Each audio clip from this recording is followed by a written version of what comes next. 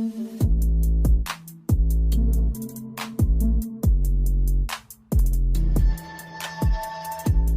we're kicking this one off with an update from Horse MD Marcelo, I believe his name is, and I don't have his full name right in front of me right now, but this is crazy. This is an extremely impressive physique update. His conditioning has come in a huge amount. Whether there's any filters on this or not, there's still those cuts there in the outer quad. The abs are looking so insanely dialed in. I struggle to believe that there's no sort of filter on this, but regardless, look, those striations, and I suppose the intercostals, the obliques, the serratus have crazy deep lines through them. Whether they're that deep in person or not, I don't know, but he's looking extremely impressive. The quads are perfectly rounded and they still have those outer striations which look crazy. He's got great calves. He really has very few weaknesses to his physique, and his back was something that needed to come up, and it looks like it has by other updates as well.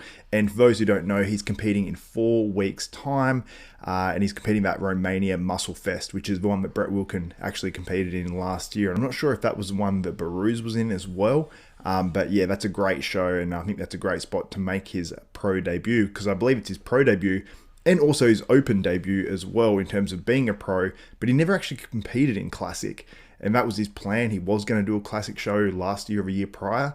That didn't happen, so he's never actually done Classic, I don't believe, unless he did it in some early years before he actually turned pro, because he turned pro as a bodybuilder, not actually in Classic Physique, as many people do believe.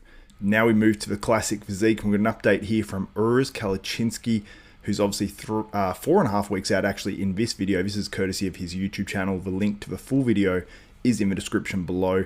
He's just looking crazy. Like, he added a lot of muscularity this year.